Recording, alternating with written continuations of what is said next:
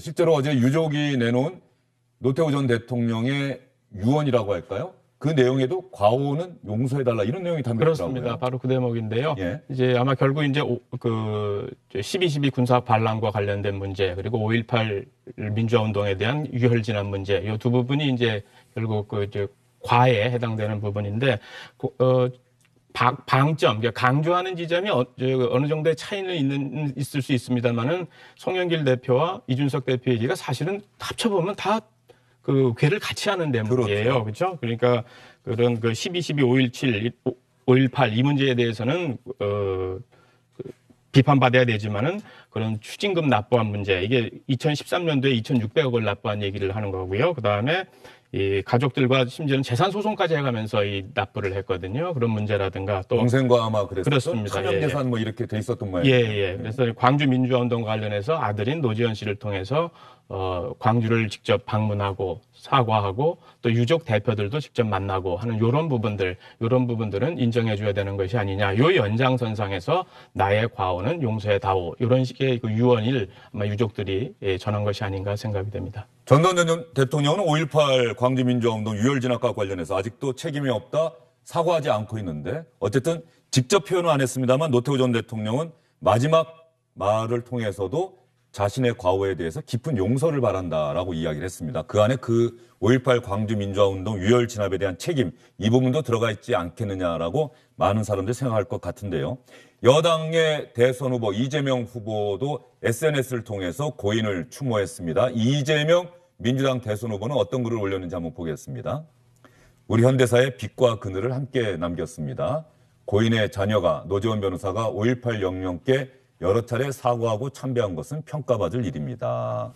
이렇게 이재명 후보는 노태우 전 대통령의 별세 서거 소식과 관련해서 자신의 생각을 밝혔고요. 윤석열 국민의힘 경선 후보도 자신의 생각을 밝혔습니다. 우리 노태우 대통령도 다 과와 또 그림자가 있고, 그죠? 그리고 또 공과 또 밝은 면이 있습니다.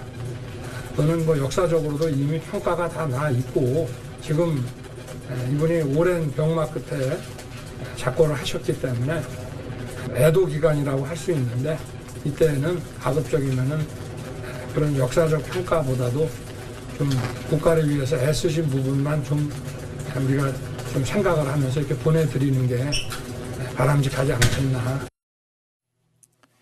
네. 이재명 민주당 대선 후보 그리고 윤석열 국민의힘 경선 후보의 이야기 여러분 직접 보고 들으셨습니다. 자, 그러면 노태우 전 대통령 어떤 정치인인지 어떤 군인이었는지 시간이 많이 흘러서 기억이 잘 안 나실 수도 있겠고요. 어떤 일을 해왔는지도 마찬가지일 겁니다. 저희가 노태우 전 대통령과 관련한 그 재임 기간에 어떤 일이 있었는지를 저희가 한번 일단 화면으로 요약을 해봤습니다. 어떤 부분들이 있는지 컴퓨터 그래픽으로 만든 화면이 있는데요. 한번 보겠습니다.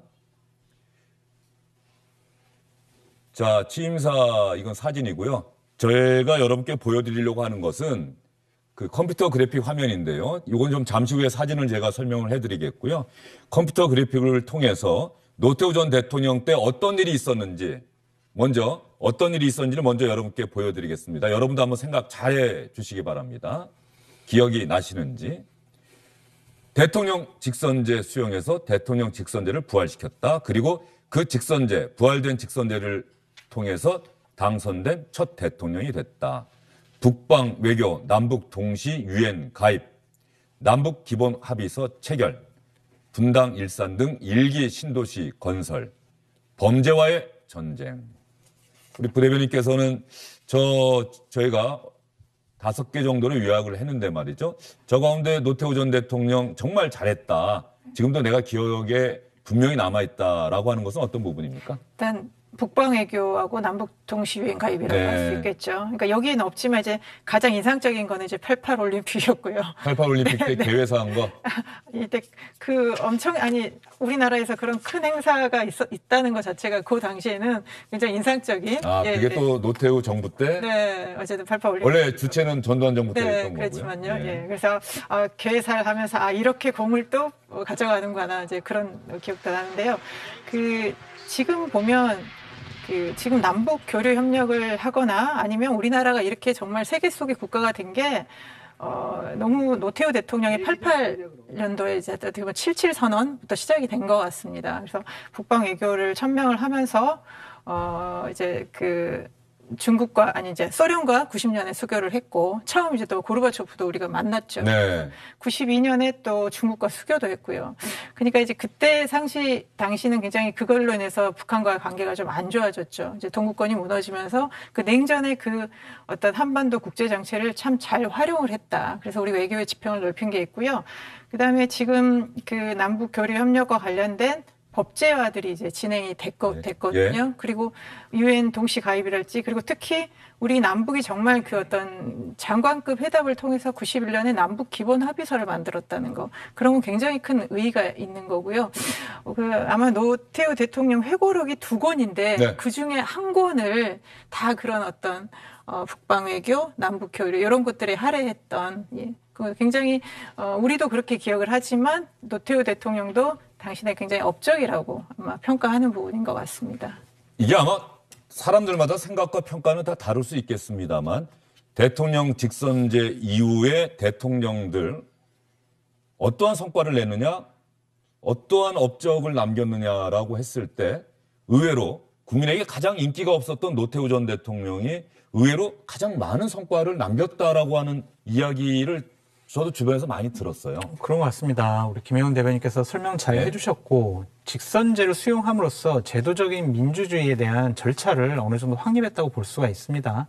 그 당시에는 이제 전두환 전 대통령 같은 경우에는 체육관에서 간선제로 뽑혔거든요. 그 전에 박정희 대통령도 유정회라고 그런 데서 뽑혔었는데 이러한 것들 국민의 직접적인 투표로 대통령을 선출할 수 있다는 것은 대한민국 민주주의 발전에 가장 큰 공헌을 한 부분이다라고 평가해 볼 수가 있고요. 저도 지금 뭐 혜택을 받고 있는데 분당 일산 1기 신도시를 함으로써 200만 호 건설을 해서 서민들의 집값, 집 마련을 상당히 도움을 줬던 부분이 있습니다. 지금 일산에 사시죠? 네, 저 일산에 살고 있습니다. 그리고 또 하나 이제 우리 여기서는 지금 살펴보지는 않았는데 당시에는 전두환 대통령 시대까지는 풍자의 대상이 될 수가 없었어요. 대통령이. 근데 개그 프로그램에서 그렇죠. 또 신문 만평이나 이런 데서 그렇습니다. 뭐 건들 수도 없는 그런 상황이었는데 노태우 대통령이 대통령 되자마자 나를 풍자와 개그의 대상으로 삼아달라. 그래서 코미디 프로그램에서 상당히 정치권과 권력에 대한 풍자가 그때부터 시작됐거든요. 아마 젊은 분들은 기억을 못하겠지만 뭐 쇼 비디오 자키라든지 유머 1번지라든지 예. 이러한 개그 프로그램에서 대통령을 풍자를 그냥 편하게 했었어요. 그래서 당시에 노태우 대통령의 별명을 막 물태우다 이런 식으로까지 얘기할 정도로 상당히 당시에는 권위주의, 탈권위주의를 하는데 상당한 노력을 많이 했던 분이다라고 말씀드립니다. 네, 저도 지금 장성철 교수가 말씀하시니까 기억나는 게 이 사람 믿어주세요 네. 라고 했던 말이 아마 거의 유행어가 돼서 개그 프로그램에서도 개그맨들도 많이 쓰고 일상생활에서도 많이 이야기하지 않았습니까? 예, 그렇습니다. 말하고 나서 나 좀 믿어달라고 예. 했는데 그렇죠? 그러니까 조금 전에 네. 말씀한 개그 풍자의 대상이 됐던 첫 번째 대통령이라고. 권위주의가 붕괴되는데 일조를 했다 이렇게 해석할 수 있겠네요. 그렇습니다. 네. 그리고 실제로 그 여러 가지 평가가 있을 수 있겠습니다만은 어떤 그 리더십 스타일로 봤을 때의 평가는 저는 이렇게 얘기를 하고 싶어요. 본인이 시대를 직접적으로 어떻게 만들겠다라는 것보다는 시대의 흐름이 어떤 것을 판단하고 자기가 거기에 맞춰가는. 다시 말해서 그 당시의 시대 환경이라는 게 민주화로서 넘어가는 시대. 그리고 냉전이 종결되는 시대. 이게 국내외적 환경의 특징 아니었습니까? 그래서 그 민주화로 넘어가는 시대라는 것이 각자의 욕구가 막 분출되기 때문에 강대 강으로 막 충돌도 많이 생기고 이랬을 때 그 어떤 비아냥거리는 소리를 들어가면서 했던 물태우라는 그런 리더십. 이게 또 긍정적으로 평가하면 나름대로 부드러움의 리더십의 작동 기제로다가 작동됐던 그런 측면이 있을 수 있을 것 같고요. 네. 그리고 냉전의 종결이라는 것, 이것이 아까 얘기했던 이제 북방 외교라든가 남북 기본 합의서라든가 이런 것들은 지금도 30년이 지났지만 지금도 남북 관계의 기본 그 모델처럼 그렇죠. 계속 다뤄지고 있는 그런 상황이 아닌가 남북 싶습니다. 기본 합의서를 체결했다라고 하는 부분도 예, 장 교수님 짧게 말씀해 주시죠. 하나 더 기억나는 네. 게 뭐냐면 대통령이 처음 당선되고 인수위 사무실에 가는데 차 문을 열고 나오면서 와이셔츠 차림에 본인이 가방을 들고 왔어요. 네. 그래가지고 와 이제 드디어 권위주의 시대가 저런 모습을 봄으로써 무너지는구나. 지금 솔직히 별로 아무것도 아니잖아요. 와이셔츠에 가방을 본인이 드는 것. 근데 그 당시만 해도 그러한 상징적인 표현이 전두환 시대와 노태우 시대는 다르겠구나라는 기대감을 주었던 상징적인 모습이었습니다. 그렇게 시대 흐름에 순응하다 보니 오공청산 또 광주의 진실 규명에 대한 시대적 요구가 상당히 강하게 빗발치니까 노태우 전 대통령이 친구 또 전임자 전두환 전 대통령을 백담사로 가라 이렇게 얘기하고 그래서 전두환 전 대통령 측에서는 전두환 씨 측에서 상당히 강한 배신감을 토로했던 그런 기억도 납니다. 뭐 그 부분에 대해서 회고록을 통해서 그건 어쩔 수 없는 부분이었다고 노태우 전 대통령 회상하기도 했는데 말이죠. 2003년에 제가 뉴스추적이라는 프로그램을 취재를 하면서 노태우 전 대통령을 직접 취재했었습니다. 조금 전에 장성철 교수가 물태우다라고 하는 별명도 이야기하셨는데 제 인터뷰 내용에서도 노태우 전 대통령이 스스로 물태우다라고 하는 별명을 언급한 대목이 있습니다. 어떤 일이 힘들었습니까? 대통령으로 재임하면서 이런 질문에 대한 대답이었습니다. 남북 기본 합의서를 도출해내는데 그 과정에 일들이 가장 힘들었다.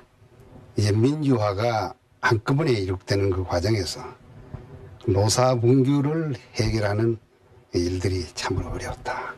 이렇게 생각이 돼요. 여러분들 기억하실 겁니다. 내가 물태우다, 물대통령이다 하는 이런 그 비아냥도 받았잖아요. 이런데 그 당시에 만약 이것을 공권력으로 물리적으로 이걸 다스리다면은 이 민주화라는 것이 울거품이 되지 않았느냐 이렇게 생각이 됩니다. 힘은 들었지만은 역시 그 길이 잘했구나 이렇게 생각이 돼요. 또 한 가지 어려움을 들 수 있다면은 오공청산 문제.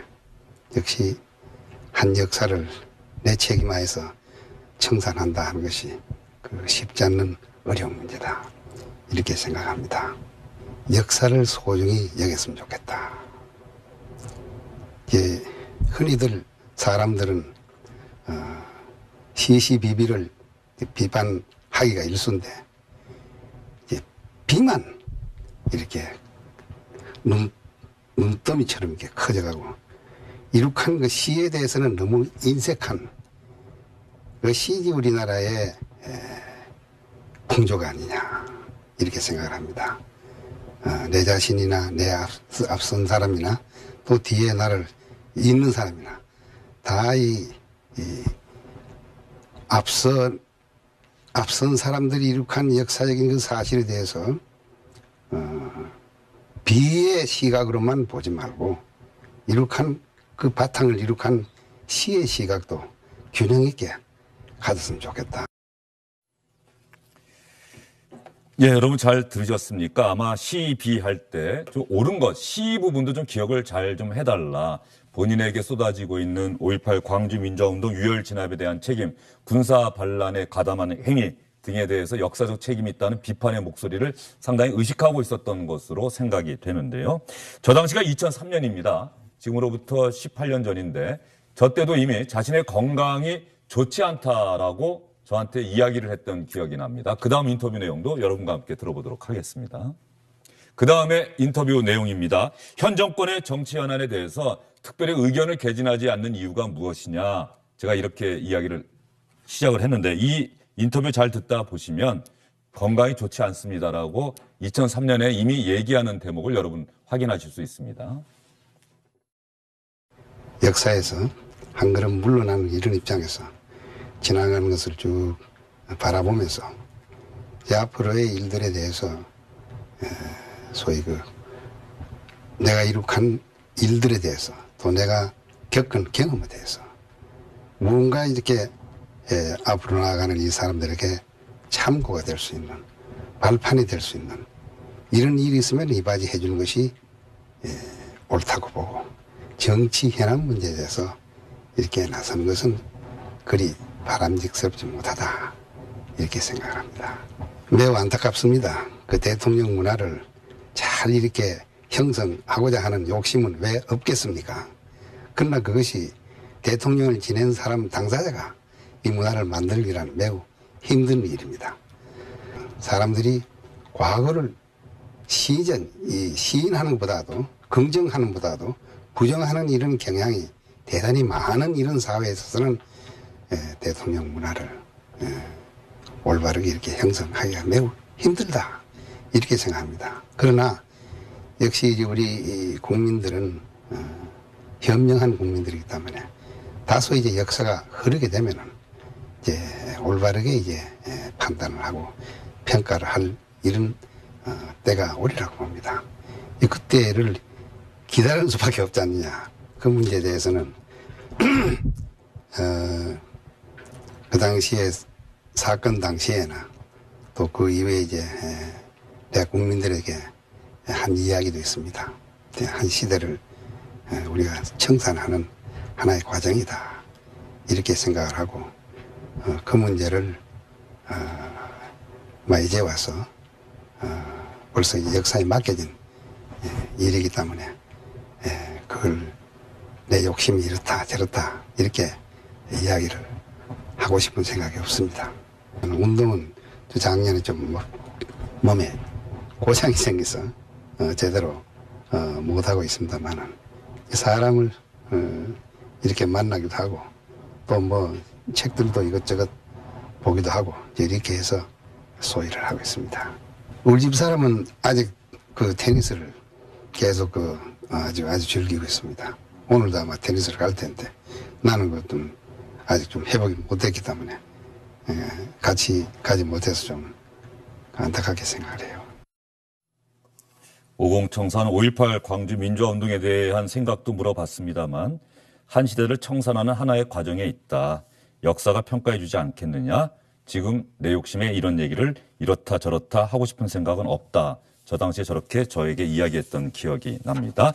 노태우 전 대통령 하면은 전두환 전 대통령과 뗄래야 뗄 수 없는 관계다라는 사실은 여러분 많이 알고 계실 텐데요. 노태우 전 대통령 재임 기간에 또 어떤 일이 있었는지 아까 저희가 이야기해 드렸던 부분이 공이라고 한다면 이 부분은 과에 해당할 수 있겠죠. 이 부분도 한번 지켜보도록 하겠습니다.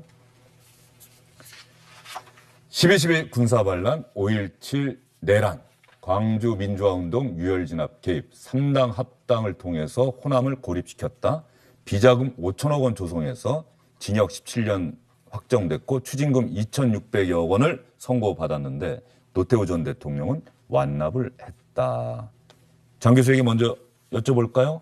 저 과부분에서 아무래도 12.12 내란, 광주 유혈진압 개입 이 부분이 노태우 전 대통령으로서는 살아생전에 진심으로 국민에게 사죄할 기회를 좀 놓친 것 아닌가. 물론 아들을 통해서 마지막 말을 통해서 총론적으로 사과하긴 했습니다만. 저 부분이 제일 안타깝습니다. 사실은 본인의 과의 부분 그리고 과오라고도 본인이 표현하지 않았습니까? 저런 부분 같은 경우에 직접 본인의 육성과 행동으로 진솔하게 사과와 사죄를 했으면 얼마나 좋았을까. 아직도 5.18 문제 때문에 많은 광주에 있는 분들이 한이 있고 정말 그 부분만 생각하면 눈물이 나는 분들이 많이 있지 않겠습니까? 그분들에 대해서 마음을 어루만져주고 용서를 빌었으면 우리나라가 이렇게 진영으로 갈라지는 것을 조금 더 더디게 할 수 있었다라는 생각도 듭니다. 저 부분이 제일 안타깝고요. 기본적으로 또 3당 합당 문제와 관련해서는 저희가 대학생 때였는데 그 부분 비판하면서 많이 데모도 했고 또한 재벌들로부터 상당히 많은 비자금을 조성한 부분 저런 부분들은 비판받아도 마땅한 부분이었다라고 말씀드립니다. 예, 3당 합당 저도 대학생 때 식당에서 저 뉴스 보면서 어떻게 김영삼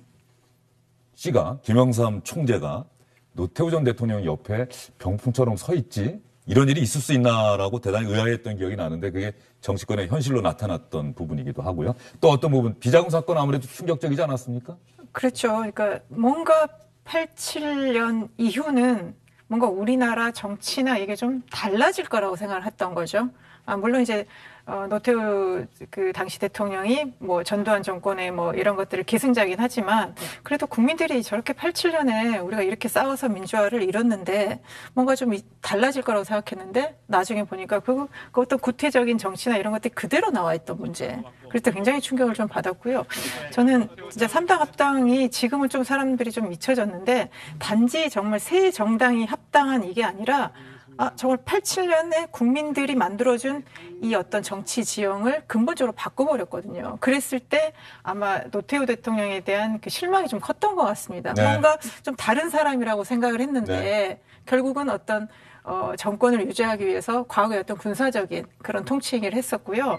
그랬을 때 기억하시겠지만 우리 91년 봄에 굉장한 그 학생들과 어떤 민주화 그 어떤 시위들 이런 아픈 기억들이 또 다시 생각이 납니다. 네, 노태우 정부 때가 아마 고 강경대 군 비롯해서 네. 학생들의 또 죽음이 잇따랐고 그것 때문에 시위가 더욱 격렬해졌고 그랬던 기억이 나는데 말이죠.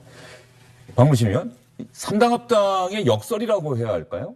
가만히 생각해 보면 3당 합당으로 인해서 김영삼 대통령이 탄생을 했고 호랑이 잡기 위해서 호랑이 굴에 들어간다고 했던 유명한 얘기가 있고 거기에 반대했고 포함되지 않아서 고립됐던 김대중 전 대통령 끝내 3당 합당의 역설이라고 볼 수 있겠어요? 대통령이 됐고 김영삼 총재와 함께 당을 했던 고 노무현 전 대통령 3당 합당에 반대하면서 남았지 않습니까? 예, 그렇습니다. 그러한 또 행동들이 국민들에게 깊이 각인되면서 노무현 전 대통령도 탄생했고 이런 3당 합당의 역설도 좀 있는 것 같아요. 그러니까 각각의 국면에서 보면은 다 나름대로의 그 어떤 계산과 정치적 이해관계가 다 있는 건데 결과적으로 보면은 그 상황에서 핵심적 역할을 했던 사람, 그걸 주도했거나 그 주도에 대해서 반기를 들었거나 하는 사람들이 다 대통령이 되는 그런 역설이 나타났죠. 실제로 이제 87년 체제라 그러지 않습니까? 87년 이제 노태우 대통령이 첫 번째 직선제 대통령이 된 이후의 체제가 그 헌법이 지금까지 유지되고 있는 상황인데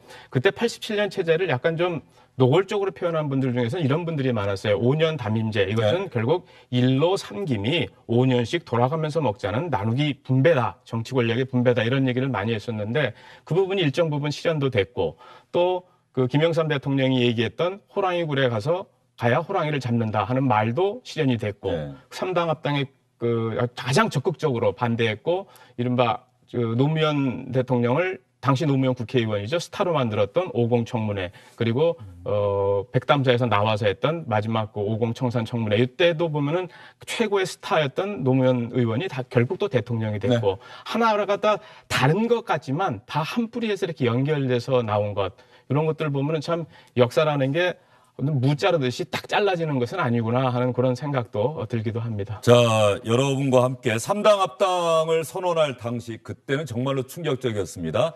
그때로 한번 돌아가서 당시 노태우 전 대통령이 3당 합당 선언하면서 어떤 이야기했는지 한번 들어보도록 하겠습니다.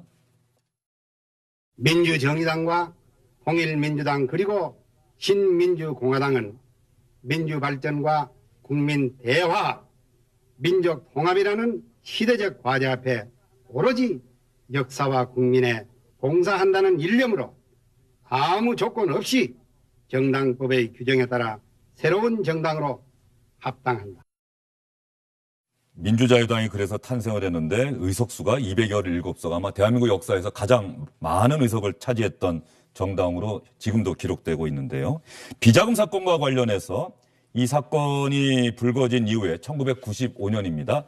박계동 민주당 의원이 국회의사당 본회의장 안에서 하나의 계좌를 흔든 뒤에 검찰의 수사가 시작이 됐고 국민들이 믿을 수 없을 만큼의 엄청난 돈을 전직 대통령이 재임 기간 받았다는 사실이 검찰 수사를 통해서 서서히 밝혀졌습니다. 노태우 전 대통령 결국 사과할 수밖에 없었죠. 사과 당시의 이야기 들어보겠습니다.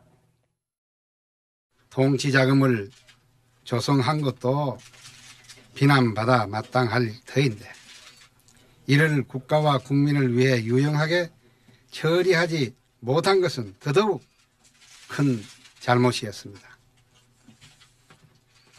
이 모든 책임은 전적으로 저에게 있습니다. 어떠한 처벌도 어떠한 돌팔매도 기꺼이 감수하겠습니다. 필요하다면은 당국에 출석하여 조사도 받겠습니다. 제3 국민 여러분 앞에 무릎 꿇여 깊이 사죄드립니다. 네, 노태우 전 대통령의 과부분과 관련해서 저희가 이야기를 나눠봤고 그 당시에 노태우 전 대통령 육성도 들어봤습니다. 여기서 전두환 전 대통령과 노태우 전 대통령의 관계를 생각해보지 않을 수가 없습니다. 정치권에서는 노태우 전 대통령과 전두환 전 대통령은 다르다 이런 평가를 내렸는데 저희가 준비한 화면 한번 보시면 짤막하게 한번 보여드리겠습니다. 노태우 전 대통령 자신의 과오 깊은 용서를 바란다. 추징금을 완납하고 나서 1만 분의 1의 도리라도 한 것입니다. 라고 이야기를 했습니다. 전두환 전 대통령 볼까요?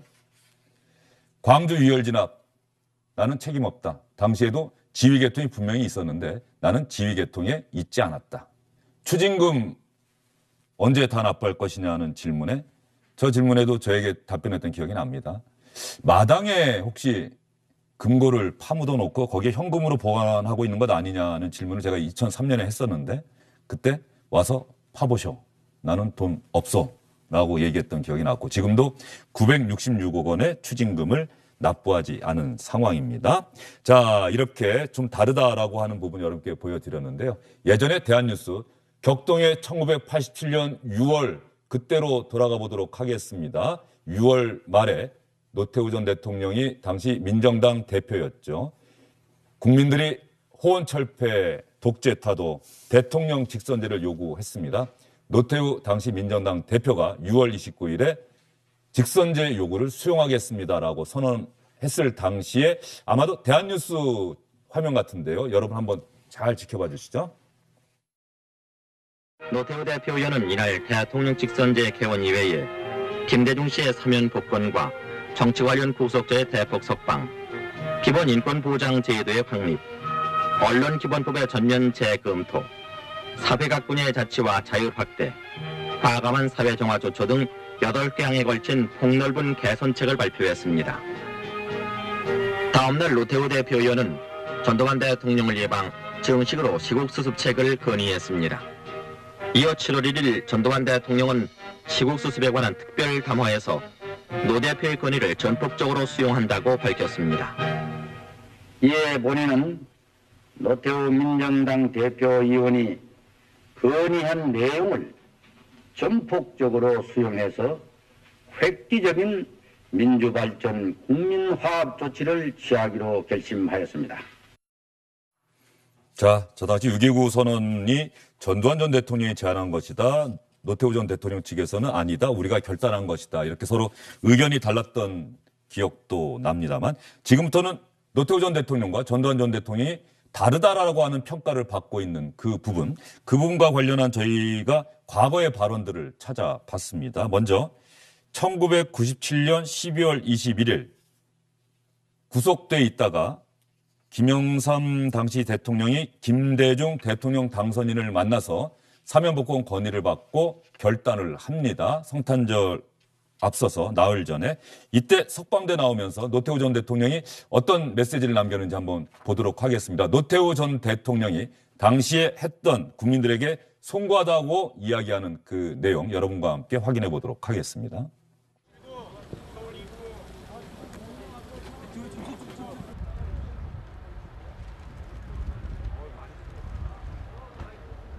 여러분들에게 크나큰 심려를 안겨드린 것에 대해서 정말 송구합니다. 국민 여러분들의 깊은 그리고 따뜻한 사랑, 연정에 대해서 깊이 감사를 드립니다. 같은 날 말이죠. 전두환 전 대통령도 석방이 됩니다. 저는 그 당시에 현장에서 방송을 하다가 또 직접 나와서 이야기하는 전두환 씨를 취재했던 기억이 나는데 이상하게 메시지 앞부분이 거의 유사합니다. 사전에 두 사람이 협의한 것이 아닌가 할 정도로 발언은 유사한데 표정이 많이 다릅니다. 이번엔 전두환 전 대통령의 97년 12월 21일 당시의 발언입니다. 2년 동안은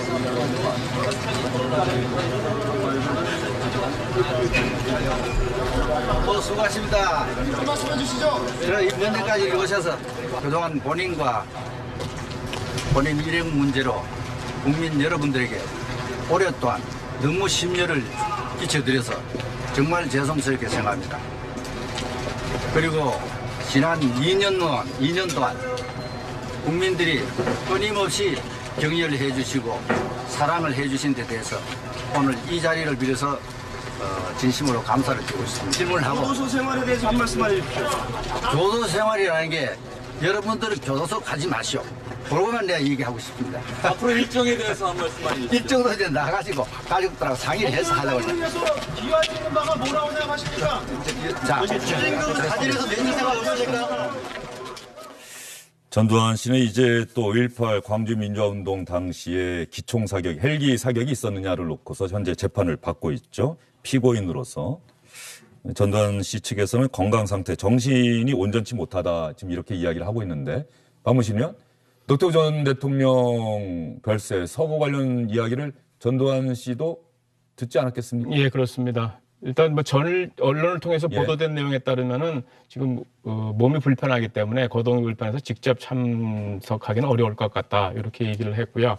아마 전두환, 노태우 두 사람의 마지막, 그러니까 언론에 보도된 마지막 동정이 아마 2014년도로 기억이 돼요. 네. 근데 이제 노태우 대통령이 병상에 누워 있을 때 그때 이제 연희동을 찾아가서 나를 알아보겠는가 이렇게 물어본 것. 그랬을 때 눈을 꿈뻑거리다가 이제 이미 그때 이제 이른바 소내 위축증이라는 증상 때문에 이제 그 의식은 있지만 그 몸짓을 잘 표현하지 못했을 때였는데 그때 김목숙 여사가 옆에 있다가 알아보겠으면은 눈을 깜빡거려 주세요라고 했더니 네. 눈으로 한번 꿈뻑거렸다. 이렇게 이제 두 사람의 마지막 만남이 알려진 것이 지금 언론에 보도돼 있는 것으로는 마지막 그런 상황인 것 같습니다. 아마 직접 오늘 가기는 어렵지 않나 하는 그런 관측이 더 많은 상황인 것 같습니다. 예, 전두환 씨가 노태우 전 대통령의 별세 서거 이야기를 주변에서 했더니 아무 이야기를 하지 않은 채 눈물만 지으셨다.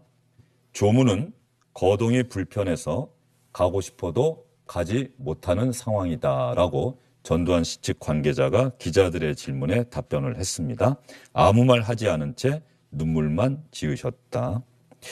전두환 전 대통령에게는 아직 기회가 있습니다.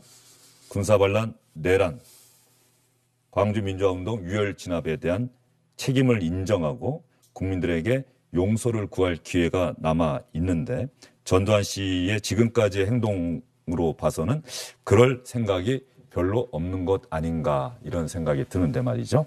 노태우 전 대통령은 마지막 말을 통해서 자신에게 과오가 있다면 깊은 용서를 바란다라고 총론적으로 사과를 했습니다. 그러면 노태우 전 대통령의 정치인 대통령 당시에 어떤 일이 있었는지 저희가 사진을 준비했는데요. 간단하게 한번 사진을 쭉 보면서 노태우 전 대통령의 대통령 재임 기간을 한번 간단하게 정리해 보겠습니다. 1988년 2월 13대 대통령으로 취임할 당시의 모습입니다. 자, 노태우 전 대통령이 손을 들고 저 장면은 아마 제 기억에 그 87년 6월 민주항쟁 직전에 민정당 대선 후보로 확정됐을 당시에 전두환 전 대통령이 손을 들어주는. 그렇습니다. 아마 예. 여기 3월 달인가로 기억이 되죠. 그래서 3월 달에 있었던 것 뒤에 이제 4.13 호원 조치가 나왔고 그 뒤에 이제 60 항쟁이라고 하는 것으로 6월 아마 직전에 그 예, 전당대회가 그렇습니다. 있었던 것 예. 같고요. 국방정책, 이거는 서울올림픽 관련해서 사마란치 IOC 위원장을 만난 장면이고 1991년인가요? 3당 합당. 조금 전에 1990년이죠. 그때 3당 합당 당시 1월로 생각이 됩니다. 그리고 또 어떤 일이 있었을까요? 연영묵 북한 총리죠? 예. 남북 기본합의서 체결, 그 옆에 강영훈 총리를 지냈는데 강영훈 총리의 모습이 좀 보이는 것 같고요. 노태우 전 대통령. 범죄와의 전쟁을 선언할 당시에 노태우 전 대통령의 모습입니다. 아마 범죄와의 전쟁이 가장 큰 업적이다 또 이렇게 기억하는 분들도 많을 것 같고요. 영화로도 만들어지지 않았습니까? 자, 북방 외교 또 남북 기본합의서 한민족 공동체 통일 방안 유엔에 가서 연설하고 있는 노태우 전 대통령의 모습입니다. 노태우 전 대통령이 유엔에서 연설하고요. 이건 아까 보셨죠? 비자금이 드러나면서 국민에게 눈물과 함께 사죄하는 장면이고요. 자, 구속 상태에서 첫 재판을 받기 위해서 나오는 장면입니다. 수위를 잇고 있고요. 자, 12.12.5.18 비자금 사건으로 재판받는 모습입니다. 전두환 전 대통령과 노태우 전 대통령 첫 재판받을 때 노태우 전 대통령이 들어오면서 손을 슬쩍 잡았던 그 모습도 기억이 납니다. 자, 노태우 전 대통령의 장례는 국가장으로 치르기로 했다라고 정부가 오늘 발표를 했습니다. 국가장으로 치르기로 한 이유는 분명한 12.12.5.18 과오는 있지만 직선제 수용하고 국방정책, 남북기본합의서 체결 등으로 공헌했다. 이런 점, 그리고 추징금도 완전히 납부했다는 점을 고려했다라고 하는 것이 정부의 설명입니다. 국가장으로 결정되면서 모든 장례 절차는 이제 정부가 책임지게 되는데, 그런데 박문신 의원, 장지는 현충원이 아니라면서요. 예, 현충원에 안장하는 건 불가능하다. 왜? 이미 내란 혐의로 유죄를 확정받았기 그렇습니다. 때문에. 지금 이제 노태우 대통령의 신분을 굳이 말씀드린다면은 전직 대통령인데 내란죄 처벌 때문에 전직 대통령 예우는 박탈돼 있는 상황입니다. 그러면은 국가장은 치를 수 있지만은 국립현충원에 안장되는 거는 불가능한 상황이거든요. 그리고 유족들도 그거에 대한 그 논란 이런 것들을 좀 우려했기 때문인지 고인의 뜻이 본인이 소송했던 파주의 통일동산 여기에 안장시키는 것이 본인의 유지인 것 같다 하면서 그쪽으로 지금 추진되고 있는 상황이고요. 국가장은 국가장대로 하되 현충원이 아닌 다른 곳에 안장하는 그런 방안이 이제 절충적으로 나오고 있는 상황입니다. 예. 국가장으로 치르기로 한 정부의 결정에 대해서는 어떻게 생각하십니까? 잘 한 겁니까? 뭐 일단 그 정부 입장에서는 그래도 전직 대통령에 대해서 뭐 이 정도의 마지막 가는 길은 좀 모양새를 해드려야 되지 않나 그렇게 생각한 것 같습니다. 예. 일단 규정상도 뭐 딱히 안 된다 뭐 이런 것도 없고요. 예. 네, 아마도 전두환 씨 같은 경우, 전두환 전 대통령은 과연 정부가 이런 결정을 내릴 수 있을까? 정부가 오늘 국가장 결정하면서도 좀 고심했던 대목이 보여요.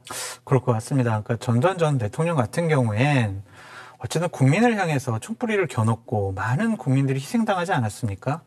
그런 분을 노태우 전 대통령과 좀 같은 선상에서 비교하는 것은 좀 옳지 않은 것 같아요.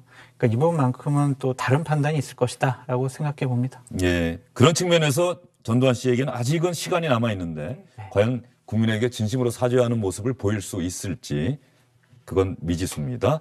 문재인 대통령이 전직 대통령이 별세 서거했는데 과연 직접 조문을 갈 것이냐. 청와대에서도 참모들이 오전에 회의를 했다고 합니다. 그 회의 결과를 조금 전에 박경미 청와대 대변인이 기자들에게 전했습니다. 직접 조문은 가지 않는 것으로 정리했다고 합니다. 문재인 대통령은 27일 오전 노태우 전 대통령이 5.18 민주화운동 강제 진압과 12.12 군사 쿠데타 등 역사적 과오가 적지 않지만 88 올림픽의 성공적 개최와 북방정책 추진, 남북기본 합의서 채택 등 성과도 있었다며 고인의 명복을 빌고 유가족들에게 위로의 말씀을 전했습니다. 조금 전에 들어온 기사가 있는데 박문신 의원 혹시 보셨습니까? 청와대에서 직접 가지 않고 비서실장이 조문할 것이다. 이런 내용으로 지금 정리가 된 것 같아요. 예, 굉장히 고민을 요 대목 네. 때문에 많이 했었던 것 네. 같아요. 우선 지지층의 시선은 여전히 곱지 않은 대목이 있고 또 전직 대통령의 그러니까 본인이 대통령으로 재임하는 기간 중에 전직 대통령이 사망했을 때 안 갔던 사례가 없었거든요. 그래서 그런 그 전례라든가 이런 것들을 놓고 고민을 했었던 것 같은데 아마 그 지금 결정대로라면은 그 상대적으로 그 5.17이라든가 12.12 이런 부분에 대한 이 부분에 때문에 직접적으로 참석하기는 어렵고 대리 참석한다. 그리고 김부겸 총리가 이제 장례위원장을 맡아서 국가장으로 하지 않습니까? 그것으로 더 가름한다 하는 그런 메시지가 아닐까 싶은 생각이 듭니다. 한때는 이제 내일 대통령이 G20 정상회담 때문에 출국을 하거든요. 그래서 국가 30일 날 이제 그까지로 예정되어 있는 국가장엔 직접 참석을 못하기 때문에 그런 취지에서라도 빈소는 들릴 수 있는 것 아니냐 하는 추측도 나왔습니다만은 결국은 빈소 방문은 무산되는 걸로 그렇게 결론이 난 것 같습니다. 네, 문재인 대통령은 내일 G20 정상회의 참석을 위해서 출국하는데 그 전에 직접 조문은 하지 않고 비서실장을 대신 보내서 조문할 것이다라고 청와대가 조금 전에 밝혔습니다. 이 광주 민주화 운동 관련해서 제가 기억나는 게 특별법은 김영삼 전 대통령이 만들어서 당시 역사 바로 세우기 위해서 그 50 청산 그리고 광주 민주화 운동에 대한 진실 규명 전두환, 노태우 두 전직 대통령 법적 처벌 기억이 나는데 광주 민주화운동 그 전까지는 사실은 전두환 군사정권에서는 광주 사태라고 했었죠. 이 광주 사태라는 말을 광주 민주화운동으로 바꾼 사람이 노태우 전 대통령이다. 그 당시에 그 회의를 통해서 그렇게 결정했던 기억이 나는데 저하고 인터뷰할 때 광주에 대해서 이야기할 때 광주 민주화 운동이다라고 노태우 전 대통령이 분명하게 이야기했던 기억이 나서 그 인터뷰까지 여러분께 들려드리도록 하겠습니다. 지역 갈등 문제에 대한 저의 질문에 그 이야기를 했더군요. 그 동서 갈등에다가 또 계층 간의 갈등, 또 이제는 또 뭐 이 세대 간의 갈등, 이렇게 또 이제 자꾸 증폭돼 가는 것 같아요.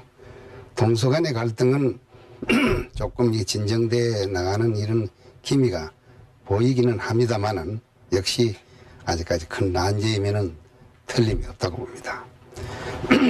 내 경우는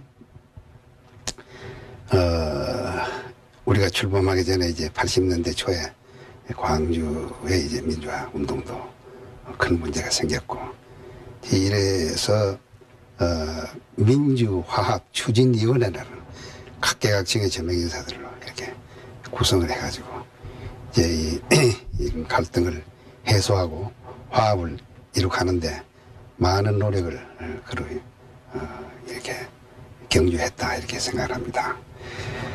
역시 노 대통령도 이 문제가 국내적으로 가장 큰 시급한 문제다. 네, 광주 민주화 운동이다. 전두환 씨는 저런 이야기를 하질 않았었어요.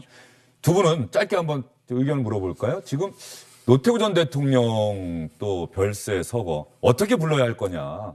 노태우 씨로 불러야 한다. 아니다. 노태우 전 대통령으로 불러야 한다. 뭐 이런 이야기가 지금 상당히 많아요. 그리고 별세냐 사망이냐 서거냐 이 언론에서도 상당히 고민이 많은 대목인데 어떻게 생각하세요? 저는 노태우 전 대통령 그리고 뭐 서거 이런 쪽으로 표현하는 것이 어떤가라는 생각이 듭니다. 어제 언론을 보는데 그냥 노태우 씨 사망 이런 식의 언론 보도가 상당히 많이 나왔어요. 제가 뭐 적절한 비교인지는 모르겠지만 김정은 국방위원장이라고 호칭을 붙이고 뭐 이설주 여사라고 언론에서 공식적으로 붙이지 않습니까? 물론 내란죄를 통해서 국가 유공자에 대한 예우는 박탈당했지만 전직 대통령에 대한 호칭으로 최소한의 예우는 해줄 필요가 있다라는 생각이 듭니다. 어떻게 생각하십니까? 그러니까 일단 우리가 누구 씨라고 부르는 것 자체가 좀 익숙치 않아서요. 그러니까 뭐 이런 평가에 따른 호칭도 있겠지만 일단 노태우 씨라고 하는 건 조금 저희도 좀 익숙치 않은 그런 표현인 것 같습니다. 그래서 어쨌든 이제 돌아가셨기 때문에 좀 공과를 좀 엄정하게 평가해서 또 그때 또 우리가 잘 몰랐던 부분은 또 재평가하고 그랬으면 좋겠습니다. 별세, 서거, 사망. 사망은 좀 어색하고요. 예. 글쎄요. 이런 부분이 사실은 네. 대단히 민감할 수 있는 네. 부분이고 지금 고민할 수밖에 없어요. 언론에서도 네. 뭐 SBS 같은 경우도 13대 대통령 노태우 씨 고민의 결론이 일단 그렇게 나온 거거든요. 네. 그러니까 정부가 네. 이것도 좀 어떻게 좀. 근데 오늘 정부는 전 대통령이라고 분명히 이야기했어요. 네. 그런데 노태우 전 대통령은 현재 어느 정도 전두환 전 대통령과는 다르다라고 하는데 전두환 전 대통령이 시간이 지나서 또다시 세상을 떠나게 될 경우에 그때는 어떻게 부를 것이냐. 그때 정부는 또 어떻게 할 것이냐는 고민이 분명히 있을 거예요. 전두환 전 대통령으로 부를 것이냐 전두환 씨로 할 것이냐. 그렇지 않습니까, 박문신? 그렇습니다. 지금도 이제 국가장이라는 이름도 예. 그래서 나온 것 아니겠습니까? 처음에는 이제 국장, 국민장 이랬는데 그럼 국장은 뭐고 국민장은 네. 또 뭐냐? 9일과 7일의 차이는 있는데 그러면 또 이걸 어떻게 누가 평가할 거냐? 이런 것들이 또 규정도 애매하고 이러다 보니까 2014년부터 아예 그냥 그러면 국가장 해가지고 5일장 그리고 통일해가지고 법으로 다 그렇게 만들어버린 것 아니겠습니까? 그만큼 그것이 이제 예민하고 논란이 있을 수가 있는 그런 문제이기 때문에 그런 건데 하물며 지금 말씀하신 호칭, 어떤 단어의 선택 이런 부분들은 굉장히 예민하고 민감한 부분이고 결국은 중요한 것은 국민 감정이라 그래야 될까요? 국민 여론이라 그래야 될까요? 여기에 좌우될 수밖에 없는 그런 상황이 되는 것이고 그러다 보니까 결국은 그것이 정치적 선택의 문제가 되는 거고 또 다른 논란이 생기고 있는 것이 계속 반복되는 그런 과정이 아닌가 싶습니다. 네, 지금까지 노태우 전 대통령 서거 별세와 관련해서 노태우 전 대통령 재임 기간 어떤 일이 있었는지 공관은 무엇인지, 그 당시 노태우 전 대통령은 어떤 이야기를 했는지 집중적으로 전해드렸습니다. 주영진의 뉴스브리핑 아주 잠시 후에 다시 돌아오겠습니다. 안녕하십니까, 주영진입니다. 더 많은 뉴스와 라이브 이벤트를 보고 싶으시다면 화면 오른쪽을 눌러서 구독해 주시기 바랍니다. 저희 SBS 앱을 다운로드 받으시면 뉴스 속보 알림도 받아보실 수 있습니다. 텔레비전으로도 SBS 뉴스, 유튜브로도 SBS 뉴스 잊지 마시기 바랍니다.